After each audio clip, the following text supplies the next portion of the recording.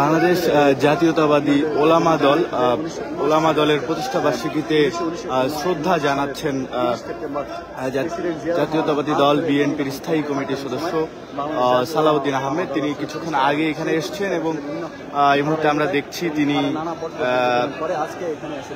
জাতীয়তাবাদী ওলামা দলের প্রতিষ্ঠা বার্ষিকীতে ওলামা দলের নেতৃবৃন্দকে নিয়ে কিন্তু এই মুহূর্তে শ্রদ্ধা জানাচ্ছেন এবং দোয়ার অনুষ্ঠান কিন্তু এখানে হচ্ছে। সকাল থেকে আমরা এখানে লক্ষ্য করছিলাম যে সূরা কালাম পাঠ করে ওলামা দলের নেতৃবৃন্দরা এখানে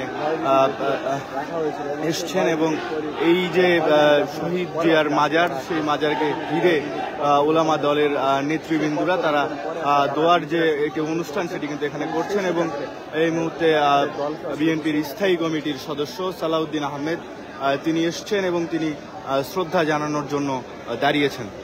এছাড়াও এখানে ওলামা দলের ঢাকা মহানগর উত্তর এবং ঢাকা মহানগর দক্ষিণের যে সকল নেতাকর্মীরা রয়েছে তারা এখানে এসছেন এবং তারাও শ্রদ্ধা জানাচ্ছেন, দোয়া করছেন যাতে আজ কিন্তু জাতীয়তাবাদী ওলামা দলের প্রতিষ্ঠা বার্ষিকী, সেই প্রতিষ্ঠা বার্ষিকীকে ঘিরেই কিন্তু এই দোয়া অনুষ্ঠান এবং এই দোয়া অনুষ্ঠানে প্রধান অতিথি হিসেবে এসছেন বিএনপি নেতা সালাউদ্দিন আহমেদ চৌধুরী।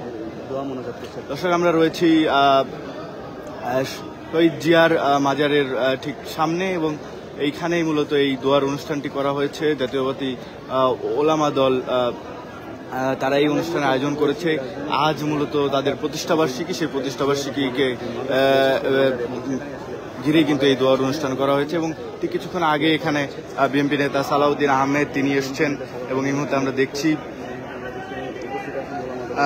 ওলামা দলের কেন্দ্রীয় যে সকল নেতারা রয়েছে তারা এখানে রয়েছেন। এছাড়া ওয়ার্ড বিএনপি, ঢাকা মহানগর উত্তর দক্ষিণ সকল ইউনিটের নেতা কর্মীরা তারা এখানে এসছেন।